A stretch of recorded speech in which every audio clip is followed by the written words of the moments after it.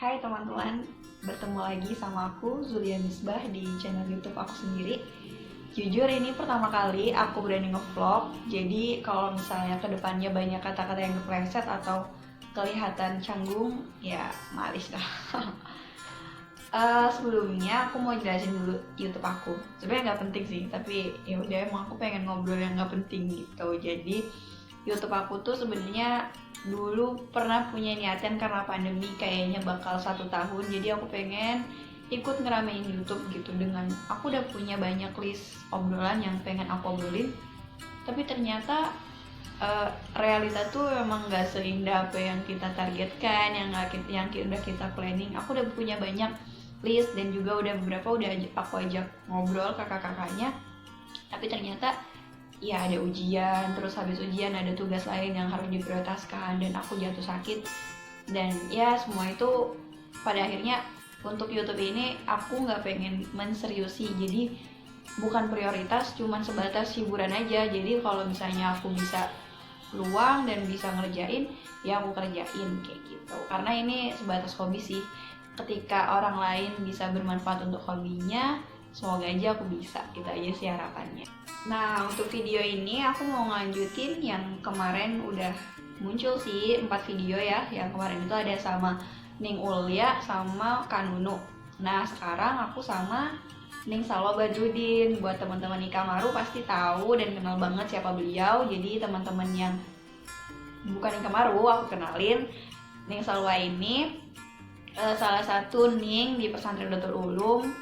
Beliau sekarang menjadi dokter, tapi karena sekarang lagi hamil, jadi lagi di rumah aja ya Ning ya, gitu. Oh ya, sebelumnya mohon maaf buat Ning Salwa, kita rekamannya kapan, uploadnya kapan ya, karena alasan yang udah saya jelaskan tadi gitu. Nah, aku ngobrolin apa sih sama Ning Salwa gitu. Jadi kemarin itu karena Ning Salwa baru menikah, pas waktu kita rekamannya itu Ning Salwa baru menikah. Nah itu kalau sekarang udah 1 tahun, udah mau 1 tahun sih kayaknya, nggak tahu aku udah 1 tahun apa enggak. Nah jadi karena beliau baru nikah, aku langsung kepikiran pengen ngobrolin tentang jodoh, karena memang YouTube pertama aku itu kan tentang jodoh, cuman itu hanya dari perspektif aku sendiri. Menurut aku kayak kurang asik aja sih kalau itu aku sendiri yang ngobrol, karena aku juga belum berpengalaman di bidang jodoh, dan ya jadi lebih enak kayaknya ngobrol sama Ning Salwa gitu. Nah, Ning Salwa ini nikah di usia 28 tahun. Suaminya 32 tahun. Nanti teman-teman bisa simak sendiri. Tapi ada hal menarik yang bisa aku pelajarin dari kisah pertemuan dua sepasang ini. Aku sering banget nemuin senior kakak-kakak perempuan aku tuh yang bukan kakak perempuan aku sih, maksudnya aku lihat beberapa perempuan gitu itu sering galau perihal jodoh ketika usianya udah di atas 25 gitu. Karena emang wajar sih, apalagi perempuan itu kan emang didominasi sama perasaan. Ketika dia banyak orang yang ngomongin dia, ditanyain kapan nikah, terus pokoknya kalau udah 25 tuh orang masyarakat tuh juga suka mencibir gitu, kayak apalagi misalnya dia wanita karir, kamu mah mikir karir doang, nggak mikir nikah, atau enggak dia punya hal lain. Itu tuh jadi semakin menekan dia gitu, padahal kita tuh nggak pernah tahu loh yang namanya jodoh. Misalnya nih ada orang pacaran tapi mereka nggak nikah, terus karena emang kita nggak pernah tahu kan perjuangan yang sedang dilakukan mereka. Mungkin orang tuanya belum setuju, atau mungkin finansialnya belum cukup, atau gimana, kita nggak pernah tahu gitu loh. Siapa sih yang nggak pengen nikah? Itu kan nggak mungkin lah, nggak ada manusia fitrahnya pasti pengen punya pasangan, pengen punya teman hidup. Itu nggak mungkin gitu, nggak mungkin mereka nggak pengen nikah. Terus juga nggak mungkin mereka betah dengan hubungan yang nggak halal seperti itu. Nah apalagi orang-orang yang belum nemuin pasangannya gitu, pasti mereka juga pasti ada itu yang datang, tapi mungkin memang belum cocok atau gimana, kita nggak pernah tahu gitu. Jadi sebenarnya simpel sih, aku pengen meminimalisir gitu. Semoga aja dengan video ini, meskipun itu nggak mungkin ya, tapi setidaknya teman-teman yang lihat video ini setidaknya bisa menguatkan teman-teman perempuan kita yang emang, bahkan saya sendiri perempuan itu merasa butuh banget loh, butuh didukung, butuh dapet dukungan lah kalau misalnya emang jodoh itu urusan Tuhan gitu. Jadi kalian jangan mencibir, jangan ikut campur, apalagi membuat kata-kata yang rasanya tuh membuat mereka sedih gitu. Itu aku juga sering banget nemuin kayak gitu. Ya semoga aja bermanfaat. Ini aku ngobrol sama Ning Salwa. Jadi baik, nggak cuma buat yang lambat ya, tapi juga yang terlalu cepet gitu. Karena juga emang sih sekarang emang lagi tren banget nikah muda. Nanti yang permasalahan nikah muda aku bahas di video selanjutnya sama Ning Salwa juga. Tapi untuk yang pertama ini perihal yaitu cibiran masyarakat tentang orang yang jodohnya nggak dapet, misalnya udah tua tapi belum dapet jodoh, atau mungkin yang terlalu cepat gitu, kayak misalnya dia masih kuliah udah nikah gitu. Ya kalau emang jodohnya udah di usia segitu, kita bisa apa juga gitu kita. Tapi aku cuma pengen ngobrolin itu aja sih. Aku nggak bermaksud untuk mengubah pikiran orang, tapi setidaknya kita bisa menjaga mulut kita untuk tidak terlalu menyakiti orang lain, bisa memahami bagaimana sih sebenarnya keadaan orang, nggak cuma asal julid doang kayak gitu. Ya semoga aja bermanfaat.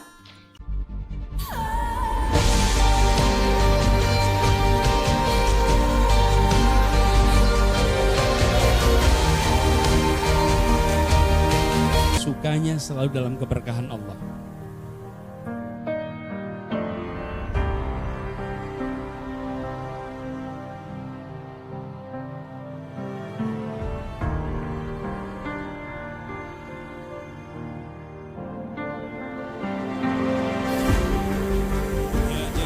Ilham Setianto, Zawjuka alama amarallah min imsakin bima'ruf atau tasrihin bi ihsan.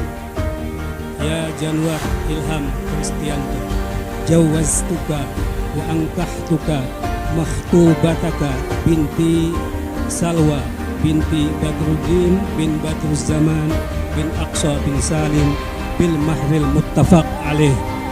Qabiltu tasbijaha wa nikahaha bilinafsi bizalik. Pedang terhunus melambangkan bahwa dengan bersikap dan berjiwa kesatria, kedua mempelai akan selalu siap untuk mengatasi segala rintangan yang akan menghalangi mereka.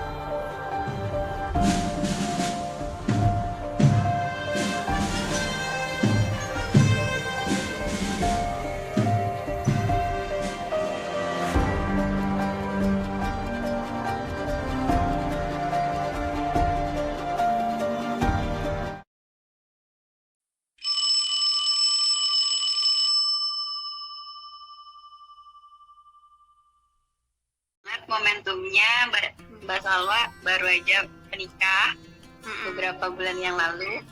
Bukan baru deh, kita pengen ngobrol. Agak lawas ini. Ya. Tapi masih bau-bau pengantin baru tuh masih kerasa ya. Pengantin baru dan di lockdown ya, jadi ini ya sempurna diem aja di rumah.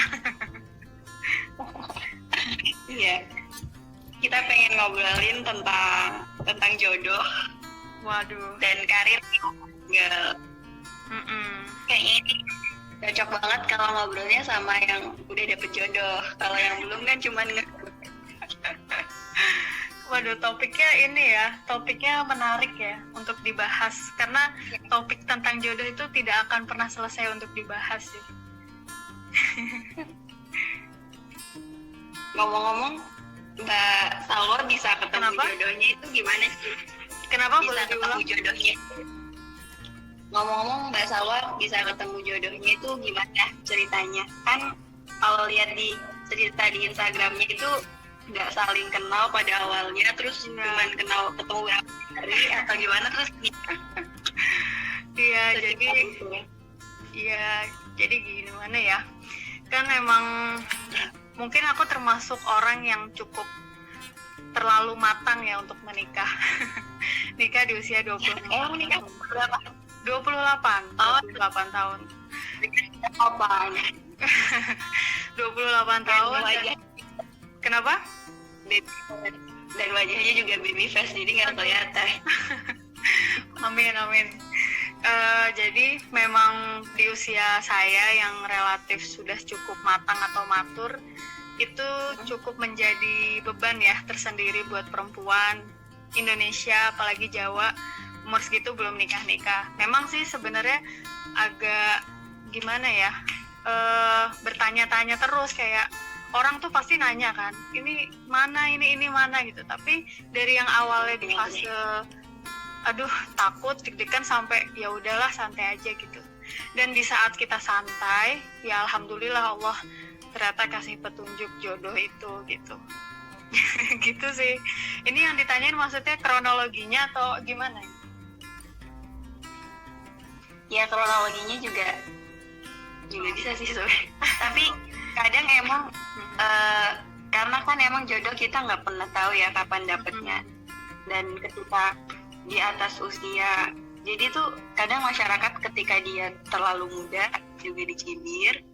Nanti kalau udah di atas 25 juga dicibir gitu. Padahal yang tahu jodoh ya cuma Allah gitu. Bener. Dan itu tuh kita judge gitu aja. Ketika orang misalnya dia menikah muda dan dia secara fisik udah siap, ya bukan masalah.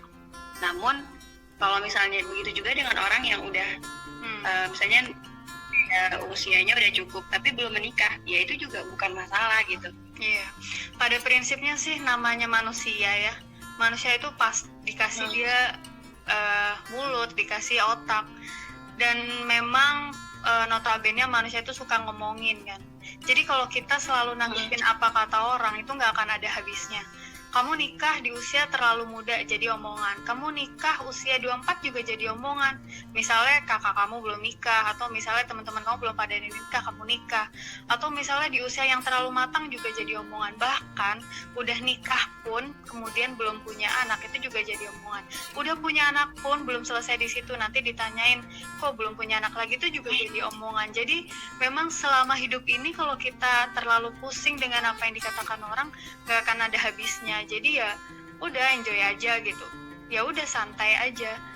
Kita kita hidup bukan untuk menyenangkan orang gitu. Yang penting kamu nyaman, sesuai dengan apa yang kamu inginkan. Kalau emang toh kerasa ini gimana ya, kalau emang jodoh itu rasanya kayak klik banget gitu aja loh. Beda sih sama orang-orang yang kalau kita nggak jodoh gitu. Itu mungkin salah satu tanda kekuasaan Allah ya gitu.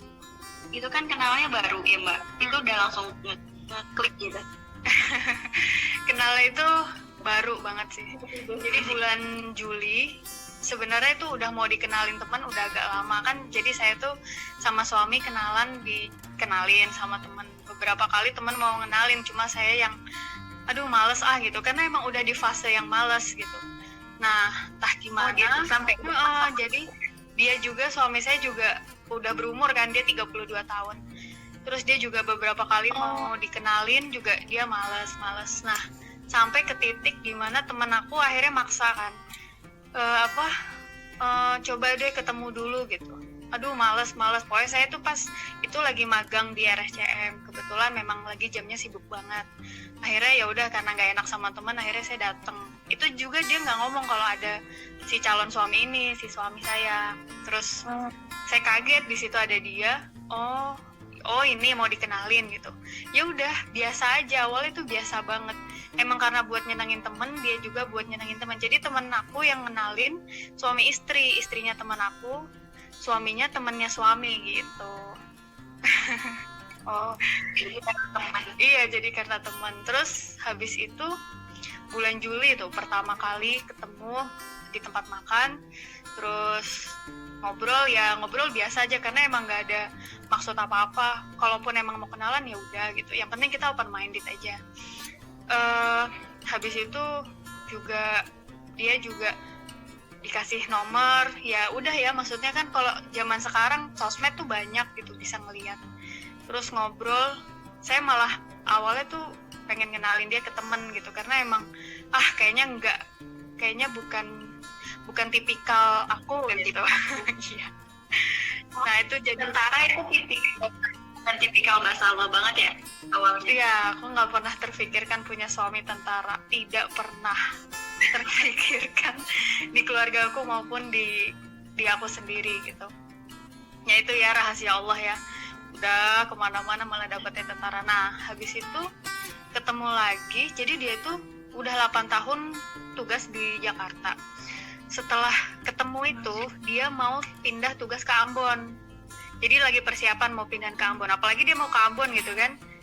Ini mah bener-bener udahlah nggak mungkin. Tapi ya udah karena niat nyenengin teman gitu. Terus habis itu pas besoknya ya, atau pokoknya jadi WhatsAppan, jadi ngobrol gitu. Karena ada yang ditanyain entah dia modus atau apa, tanya-tanya kesehatan atau apa, ya udahlah ya. Nah, pas banget ada 40 harian omnya yang meninggal itu. Nah, teman aku datang terus ngajakin aku, terus aku juga ngajakin adikku yang Salma itu. Kenal kan Salma ya? Terus akhirnya datang ke acara 40 harian, terus tahlil, ada pokoknya dengan adat kita santri lah ya, tahlil, berzanji, terus ada tausiah, ada apa, dilihat kultur keluarganya. Oh, kok kulturnya mirip ya dengan guyangan gitu, dengan santri gitu ya. Wah, kayaknya agak klik nih gitu. Terus aku masih belum ini banget, tapi dia udah ngenalin ke ibunya. Pas itu kan emang ada saudara banyak, ibunya, neneknya, ayahnya, tante-tantenya. Pas banget semua itu datang semua. Dikenalin lah sebagai teman. Habis itu besok paginya, itu kan malam, besok pagi jam 6 pagi dia ke Ambon. Udah nggak pernah ketemu lagi. Terus Dia udah jadi karena agak klik tuh ya, agak klik. Kemudian aku cerita sama tante, juga istikharah juga, karena kan kita emang harus, kalau kelihatannya ada yang cocok atau apa, kita minta Allah kasih petunjuk ya. Kita petunjuk. Tapi apa? Katanya tuh kalau antara istikharah dengan istisyarah itu mending dikuatkan istisyarahnya, karena kadang istikharah itu bisa aja kan, karena itu lewat mimpi kan. Kita juga belum tahu apakah benar dari Allah ataukah condongnya dari kita. Benar banget. Jadi emang aku istikharah sekali aja pas awal-awal itu. Istikharah pas habis ketemu keluarganya. Kemudian setelah aku sholat 2 rakaat, aku nggak tahu tuh maksudnya aku mimpi apa gimana, nggak dapet mimpi sih. Cuma melihat tante aku mendukung ya, bule-bule mendukung, adik-adik mendukung. Kok kayaknya mendukung gitu semuanya. Kemudian ya udah, dia emang niat mau ngajakin ibadah, mau nikah. Jadi kita kenalan dulu. Ya udah, dari situlah dia dari Ambon, aku di Jakarta, ngobrol kenalan gitu.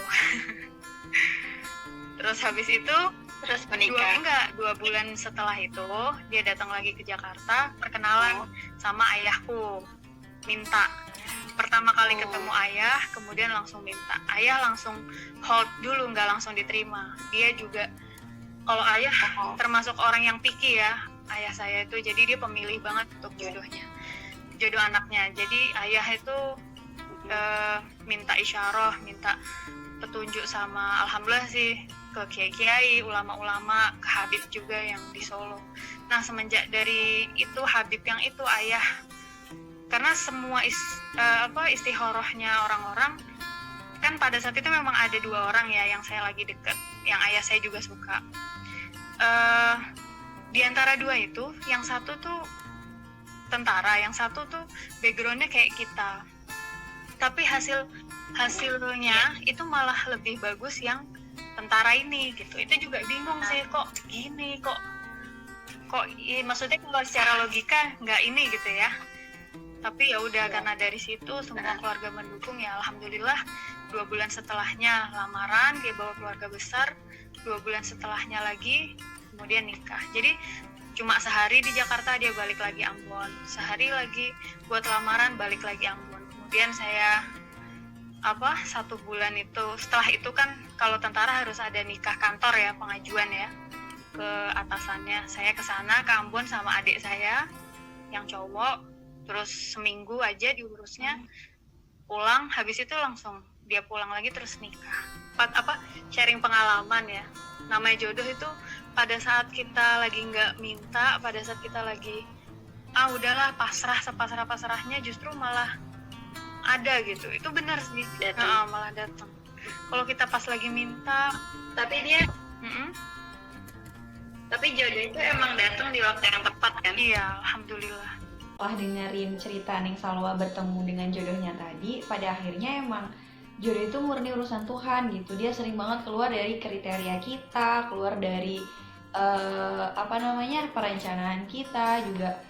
Pokoknya keluar dari logika tadi yang kalau di logika kayak gini Pak, tapi kok istikharahnya seperti itu murni emang bukan, karena memang bukan urusan kita. Jadi ya manusia sebatas apa yang kita bisa mengerti, ternyata Allah punya cara lain karena memang itu urusan Tuhan kayak gitu. Pada akhirnya jodoh itu emang bukan karena waktu yang tepat, melainkan pada akhirnya jodoh itu emang bukan karena tepat waktu tuh di usia yang tepat gitu. Maksudnya di usia, misalnya orang bikin stigma, masyarakat bikin stigma nikah itu umur 24 gitu. Itu bukan karena itu gitu, tapi melainkan karena ya waktu yang tepat. Nah, waktu yang tepat itu kan beda-beda. Ada yang emang dia waktu yang tepat untuk menikah tuh umur sekarang boleh nikah umur 19 tahun.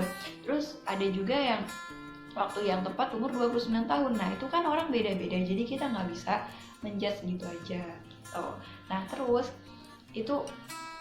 juga untuk maka sikap kita ke orang lain gitu, jangan mudah mencibir gitu. Ini reminder untuk diri aku pribadi juga. Nah, terus juga itu kan untuk orang lain. Nah, untuk diri kita sendiri ya karena itu memang murni urusan Tuhan, ya ngapain juga sih kita capek-capek buat memprediksi jodoh kita siapa dengan cara menjalin hubungan dengan jodoh orang lain atau mungkin ngurusin jodoh orang lain, terus juga kepikiran perihal jodoh kayak gitu.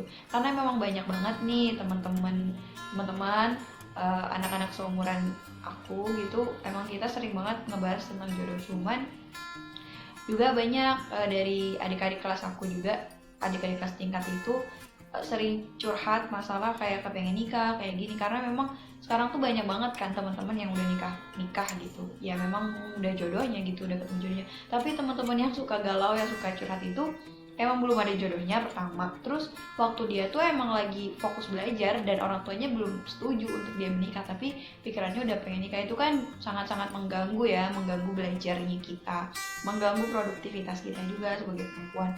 Jadi karena jodoh itu urusan Tuhan, udah kita ngapain mikirin itu. Alangkah lebih baiknya kita melakukan hal-hal yang bermanfaat, hal-hal yang meningkatkan nilai diri kita. Udah sih, aku cuma pengen ngobrol itu aja.